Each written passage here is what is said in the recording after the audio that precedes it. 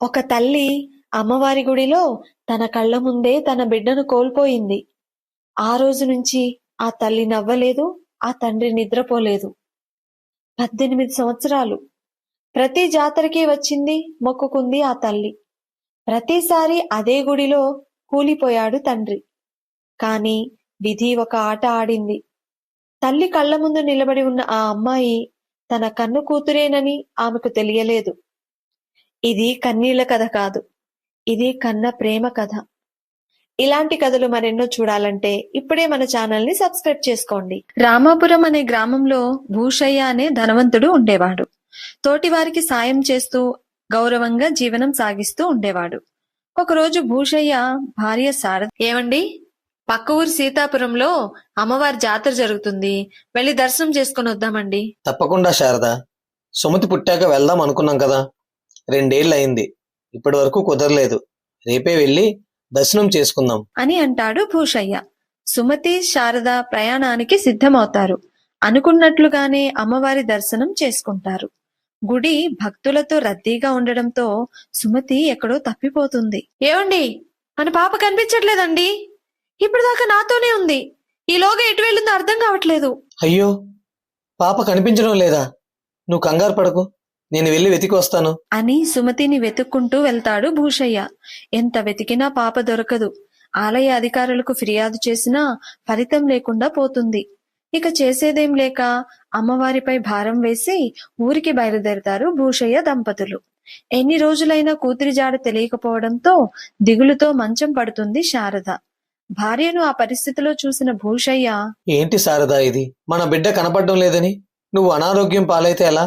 తప్పకుండా మన బిడ్డ మన వద్దకు చేరుతుంది. ఆ భగవంతుడు మనకి అన్యాయం చేయడు అంటూ భార్యని ఓదారుస్తాడు. ఇది ఇలా ఉండగా తప్పిపోయిన సుమతి రంగయ్య, కనకమ్మలకు దొరుకుతుంది. పిల్లల కోసం మొక్కుకోవడానికి వచ్చిన వారికి అమ్మవారే ఆ పాపని ప్రసాదించిందని సుమతిని వారితో పాటు గోపాలపురం తీసుకుని వెళ్తారు. ఏవండి, ఏ తల్లి కన్నా బిడ్డో నన్ను తల్లిని చేసింది. ఈ పాపకి మంచి పేరు పెడదామండి. అవును కనకం, ఆ అమ్మవారి సన్నిధిలో దొరికిన ఈ పాపకి దుర్గా అని పేరు పెట్టుకుందాం అని అంటాడు రంగయ్య. దుర్గను ఆ దంపతులు ఎంతో అపురూపంగా చూసుకుంటారు. రోజులు గడుస్తుంటాయి. కనకమ్మ మరో ఆడపిల్లకి జన్మనిస్తుంది. అప్పటి నుండి కనకమ్మ వైఖరిలో మార్పు వస్తుంది. ఎంతో అపురూపంగా చూసుకున్న దుర్గను క్రమంగా ద్వేషించడం మొదలు పెడుతుంది.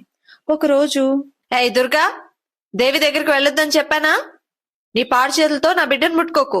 అది కాదమ్మా, చెల్లితో ఆడుకుందామని వచ్చానంతే. వద్దని చెప్పా కదా. నీలాంటి నష్టజాతకురాల్ని ఇంట్లో ఉంచడమే తప్పైపోయింది. ఇంకోసారి దేవి దగ్గర నేను చూశానో కాళ్ళు విరగ్గొడతా అని దుర్గను కసురుకుంటుంది. తల్లి తనని ఎందుకు తిడుతుందో అర్థం కాక అమాయకంగా అక్కడి నుండి వెళ్లిపోతుంది దుర్గా. ఇదంతా చూసిన రంగయ్య కోపంగా, ఏంటి కనకం ఆ మాటలు? మొన్నటిదాకా అపురూపంగా చూసుకున్న పిల్లని ఇప్పుడు ఇలా మాట్లాడడానికి నీకు మనసెలా వచ్చిందే? దుర్గా, దేవి ఇద్దరూ మన పిల్లలే. మరోసారి ఇలా మాట్లాడితే ఊరుకోను అని కనకమ్మను హెచ్చరిస్తాడు. రోజులు గడుస్తూ ఉంటాయి. దుర్గా, దేవి పెరిగి పెద్దవారవుతారు. కనకమ్మ ధోరణిలో ఏ మార్పు ఉండదు. ఒసే దుర్గా, ఎక్కడ చచ్చావే? దేవి కాలేజ్ నుంచి వచ్చే సమయం అయింది. ఎంతో ఆకలితో వస్తుంది. ఏమైనా వండి పెట్టావా లేదా? చేశానమ్మా, దేవికి ఇష్టమని పిండి వంటలు కూడా వండి పెట్టాను అని అంటుంది దుర్గా. ఈలోగా దేవి కాలేజీ నుంచి వస్తూ, ఏంటమ్మా, ఎప్పుడు చూసినా అక్కకేదో పని చెప్తూనే ఉంటావు. నాతో పాటు అక్కను కూడా చదివిస్తే బాగుండేది. ఎందుకు అక్కంటే నీకు అంత కోపం అని తల్లిని అడుగుతుంది. దానికి కనకమ్మ, నీకేం తెలీదు, నువ్వు లోపలికెళ్ళు. అది నష్టజాతకురాలు, దానికి చదువు చెప్పించడం కూడా దండగే. దీన్ని ఎప్పుడు వదిలించుకుందామా అని చూస్తుంటే నువ్వు మీ నాన్న దానికే వత్తాసు పలుకుతున్నారు. అంతా నా కర్మ అని అంటుంది. ఈ మాటలు విన్న దుర్గా ఎంతో బాధపడుతూ లోపలికి వెళ్లిపోతుంది. అక్క బాధను చూసిన దేవి, ఊరుకో అక్క, అమ్మ గురించి తెలిసి కూడా ఎందుకు బాధపడుతున్నావు అంటూ దుర్గను ఓదారుస్తుంది. రోజులు గడుస్తూ ఉంటాయి. ఒకరోజు కనకమ్మ రంగయ్యతో, ఏమండి, మీ గారాల కూతురు దుర్గకి ఒక పెళ్లి సంబంధం చూశాను. ₹1 కూడా కట్నం ఇవ్వక్కర్లేదు. అవునా? నీకెంత మంచి బుద్ధి కూడా ఉందా? ఇంతకీ ఎవరా పెళ్లి కొడుకు? ఏం చేస్తూ ఉంటాడు? పక్కూళ్ళో జమీందారు గారు ఉన్నారుగా, ఆయనే పెళ్లి కొడుకు. కావలసినంత ఆస్తి. ఏంటి, పక్క ఊరి జమీందారా? ఆయనకి ఇంచుమించు నా వయసు ఉంటుంది కదా, ఆయనతో పెళ్ళేంటి? వయసు ఎక్కువైతే ఏమైంది? దానికి ఇంతకంటే మంచి సంబంధం వస్తుందా? వేరే సంబంధాలంటే కట్నాలవి ఇవ్వాలి. అందుకని దాని జీవితం నాశనం చేస్తావా? మనకున్నదేదో ఇద్దరు పిల్లలకు ఇచ్చి తగిన సంబంధం చేస్తాం, అంతేకాని దేవి కోసం దుర్గకు అన్యాయం చేస్తావా? మీరెన్నైనా చెప్పండి, ఈ సంబంధం ఖాయం చేసి దుర్గకు పెళ్లి చేసి దాన్ని వదిలించుకుంటానంతే అని ఖరాఖండిగా చెప్తుంది కనకమ్మ. లోపల నుండి ఈ మాటలు వింటున్న దుర్గ ఎంతో బాధపడుతుంది. దుర్గ బాధను అర్థం చేసుకున్న తండ్రి, చూడమ్మా దుర్గా, ఆ రాక్షసికి మనస్సాక్షి లేకుండా పోయింది. నీ జీవితం నాశనం అవుతుంటే నేను చూస్తుండలేను. నువ్వు ఒక పని చేయి తల్లి, రేపు ఉదయమే మీ అమ్మ చూడకుండా ఎక్కడికైనా వెళ్ళిపో. మిమ్మల్ని వదిలేసి నేను ఎలా వెళ్ళను నాన్న? నాకు మీరు తప్ప ఎవరున్నారు? అసలు అమ్మకి నేనంటే ఎందుకింత కోపం? చిన్నప్పటి నుంచి నేనేం చేసినా నచ్చదు అని బోరున విలపిస్తుంది. కూతుర్ని ఓదారుస్తూ రంగయ్య జరిగిందంతా చెప్తాడు. తండ్రి చెప్పిన విషయం మొత్తం విన్న దుర్గ దిగ్భ్రాంతితో, అంటే నేను మీ కూతుర్ని కాదా? మరి నా తల్లిదండ్రులు ఎవరు నాన్న? చెప్పండి. నిజంగా నీ తల్లిదండ్రులు ఎవరో నాకు తెలియదమ్మా, కానీ నువ్వు మాకు దొరికిన ఆ గుడి సీతాపురంలో ఉంది.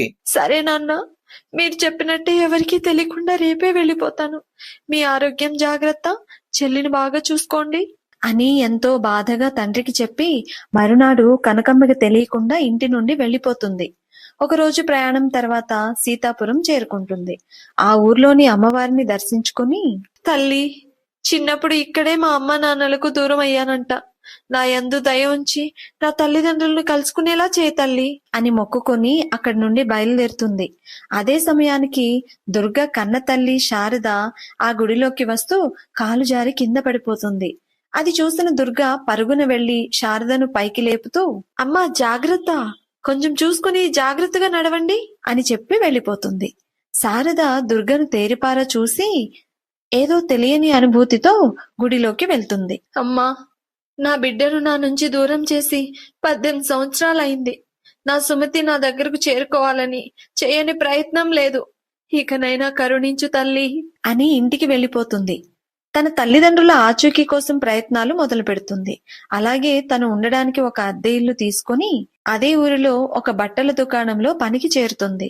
ఇదిలా ఉండగా అక్కడ కనకమ్మ, ఏంటి దుర్గా ఇంట్లో నుంచి వెళ్ళిపోయిందా? ఎక్కడికి పోతుంది? దాన్ని జమీందారికి ఇచ్చి పెళ్లి చేస్తానని మాట ఇచ్చాను. ఇప్పుడు అది వెళ్ళిపోతే నేనేం సమాధానం చెప్పాలి? నోరు మూయవే. నువ్వు ఇలా ముసలుడికి ఇచ్చి పెళ్లి చేస్తావనే భయపడి పారిపోయి ఉంటుంది. దుర్గని ఇచ్చి పెళ్లి చేస్తానని ఆ జమీందారు దగ్గర డబ్బులు తీసుకున్నావంటగా. ఇప్పుడు ఆ డబ్బులు తిరిగి ఇవ్వకపోతే నీ సంగతి తేలుస్తాడు అని కనకమ్మను తిడుతూ బయటకు వస్తున్న రంగయ్యతో దేవి, ఏంటి నాన్న, అక్క ఇంట్లో నుంచి వెళ్ళిపోయిందా? అక్కకి ఇష్టం లేని పెళ్లి మనం జరగనిస్తామా? కనీసం నాతో ఒక్క మాట కూడా చెప్పకుండా వెళ్ళిపోయింది. ష్! అరవకు దేవి, అక్కని నేనే పంపించేశాను అంటూ జరిగిన విషయం మొత్తం కూతురికి చెప్తాడు రంగయ్య. అంతా విన్న దేవి, అంటే అక్క ఇంక రాదా? నేను అక్కకి ఏమి కానా? పోనీ నన్ను అక్క దగ్గరికి తీసుకెళ్ళు నాన్న. ఇప్పుడు కాదు తల్లి, సమయం వచ్చినప్పుడు తీసుకెళ్తాను. నువ్వు మాత్రం ఈ విషయం గురించి ఎవరికీ చెప్పకు. అక్క ఉన్న ఊళ్ళో త్వరలో జాతర జరుగుతుంది, అప్పుడు వెళ్దాం అని అంటాడు రంగయ్య. రోజులు గడుస్తూ ఉంటాయి. జాతర రోజు రానే వస్తుంది. దుర్గ పనిచేసే దుకాణానికి శారద, భూషయ్య వస్తారు. ఏమ్మా, అమ్మవారి మొక్కు తీర్చుకోవడానికి మంచి చీర ఇవ్వమ్మా అని అంటూ దుర్గని చూసి నవ్వుతూ, ఏమ్మా బాగున్నావా? ఏమండి, మొన్న గుళ్ళో పడిపోతే ఒక అమ్మాయి సహాయం చేసిందని చెప్పాను కదా, తను ఈ అమ్మాయే. అవునా? నువ్వు చేసిన సాయం మర్చిపోలేను తల్లి.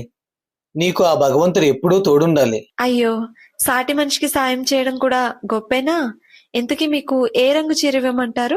అమ్మవారికి పెట్టడానికి నీకు నచ్చిన రంగు ఇవ్వమ్మా అని అంటుంది. దుర్గ ఒక చీరను సంచిలో పెట్టి ఇస్తుంది. శారద, భూషయ్య అక్కడి నుండి గుళ్ళోకి వెళ్తారు. అప్పుడే రంగయ్య దుర్గను చూడడానికి దుకాణానికి వస్తాడు. దిగులుగా ఉన్న రంగయ్యను చూసి దుర్గ, ఏమైంది నాన్న అలా ఉన్నావు? అమ్మా, చెల్లి ఎలా ఉన్నారు? ఆ బానే ఉన్నాను. నేను గుళ్ళోకి వెళ్ళి అమ్మవారి దర్శనం చేసుకుని వస్తాను అంటూ దిగులుగానే గుళ్ళోకి వెళ్తాడు. లోపలికి వెళ్లేసరికి పూజ చేయించుకుంటున్న భూషయ్య కళ్ళు తిరిగి పడిపోతాడు. ఇది గమనించిన రంగయ్య భూషయ్యను పట్టుకుని అక్కడే ఒక బల్ల మీద పడుకోబెడతాడు. భూషయ్యను చూస్తూ శారద ఆందోళనగా, ఏమైందండి? నేను చెప్తూనే ఉన్నాను, గుడికి మీరొద్దండి, నేను వెళ్ళొస్తాను అని. నా మాట విన్నారు కాదు. 18 సంవత్సరాల నుంచి గుడికి రావడం, ఆవేదనతో ఇలా సొమ్మసిల్లిపోవడం అంటూ బాధపడుతుంది. అది విన్న రంగయ్య ఆశ్చర్యంగా, అదేంటమ్మా, గుడికి వచ్చిన ప్రతిసారి కళ్ళు తిరిగి పడిపోతారా? ఎందుకలా? ఏం చెప్పమంటారు, ఇదే గుడిలో 18 సంవత్సరాల క్రితం మా కూతురు సుమతి తప్పిపోయింది. ఎంత వెతికినా ఆచూకీ దొరకలేదు. అప్పటి నుంచి ప్రతి సంవత్సరం జాతరకి వచ్చి మొక్కుకోవడం జరుగుతుంది. ఇక్కడికి రాగానే ఇవన్నీ గుర్తు చేసుకొని ఇలా అనారోగ్యానికి గురవుతారు అని జరిగినదంతా శారద రంగయ్యకు వివరిస్తుంది. అంతా విన్న రంగయ్య, అప్పటికి మీ పాప వయసు ఎంత ఉంటుందమ్మా? 2 సంవత్సరాలు ఉంటాయండి మీ అమ్మాయి ఎరుపు రంగు బట్టలు వేసుకుందా అని అడుగుతాడు రంగయ్య. దానికి ఎంతో ఆశ్చర్యంగా శారద, అవునండి, మీకెలా తెలుసు అని అడుగుతుంది. అప్పుడే భూషయ్యకు స్పృహ వస్తుంది. శారద భూషయ్యలను చూస్తూ రంగయ్య, 18 సంవత్సరాల క్రితం మీ అమ్మాయి నాకు దొరికింది.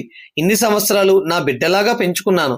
ప్రస్తుతం మీ అమ్మాయి ఇక్కడే ఉంది. రండి, మీ బిడ్డ దగ్గర తీసుకువెళ్తాను అంటూ వారిని దుర్గ దగ్గరకు తీసుకువెళ్లి దుర్గను చూపిస్తూ, ఇదిగోనండి, చిన్నప్పుడే తప్పిపోయిన మీ కూతురు దుర్గా.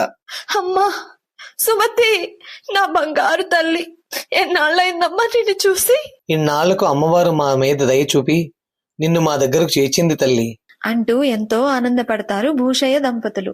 జరిగింది తెలుసుకొని దుర్గ ఎంతో సంతోషంగా, అమ్మా నాన్న, నేనింక మిమ్మల్ని చూస్తాననుకోలేదు, నాకెంతో సంతోషంగా ఉంది అంటూ వారితో కలిసి ఇంటికి వెళ్లిపోతుంది. రంగయ్యను కూడా తనతో పాటు తీసుకెళ్తుంది సుమతి. మరునాడు రంగయ్యతో, నేను చాలా సంతోషంగా ఉన్నాను నాన్న, కానీ నువ్వెందుకో బాగా దిగులుగా ఉన్నావు. అవును తల్లి, ఈ సంతోష సమయంలో కూడా చెప్పక తప్పడం లేదు అంటూ జరిగింది చెప్తాడు రంగయ్య. దుర్గ ఇంటి నుండి వెళ్లిపోయిందని తెలిసిన జమీందారు కనకమ్మ దగ్గరకు వచ్చి, ఏం కనకమ్మ, దుర్గను నాకిచ్చి పెళ్లి చేస్తానని నమ్మించి డబ్బులు తీసుకున్నావు. ఇప్పుడు దుర్గ ఇల్లు వదిలి వెళ్ళిపోయిందంటగా? అవును జమీందార్ గారు, నన్ను క్షమించండి. దుర్గ ఎక్కడున్నా వెతికి తీసుకొస్తాను. దుర్గ లేకపోతే ఏమైంది? నీ చిన్న కూతురు దేవి ఉందిగా. మర్యాదగా వచ్చే ముహూర్తానికి దేవికి నాకు పెళ్లి జరగాలి, లేకపోతే నా సంగతి తెలుసుగా అని బెదిరించి వెళ్తాడు. ఆ మాటలకు కనకమ్మ ఏడుస్తూ, అయ్యో, నేను చేసిన పాపమే నన్ను ఈ పరిస్థితిలోకి నెట్టింది. దుర్గకు నేను చేసిన అన్యాయానికి నా బిడ్డకు శిక్ష పడుతుంది. నన్ను క్షమించు భగవంతుడా అని రోధిస్తుంది. అంతా విన్న దుర్గ రంగయ్యతో గోపాలపురానికి వెళ్లి జమీందారుతో మాట్లాడి డబ్బులు వెనక్కి ఇచ్చి దేవి జీవితాన్ని కాపాడుతుంది. మారిన కనకమ్మను చూసి ఎంతో ఆనందపడుతుంది దుర్గ. అలా కన్న తల్లిదండ్రులతో, పెంచిన తల్లిదండ్రులతో కలిసి ఆనందంగా జీవిస్తారు దుర్గ, దేవి. ఇలాంటి మరెన్నో కథలు చూడాలంటే ఈ ఛానల్ ను సబ్స్క్రైబ్ చేసుకోండి. ఈ కథ నచ్చినట్లయితే లైక్ చేసి షేర్ చేయండి. మరి ఈనాటి పొడుపు కథ, నిలబడితే నిలుస్తుంది, కూర్చుంటే కూలబడుతుంది. ఏం గది?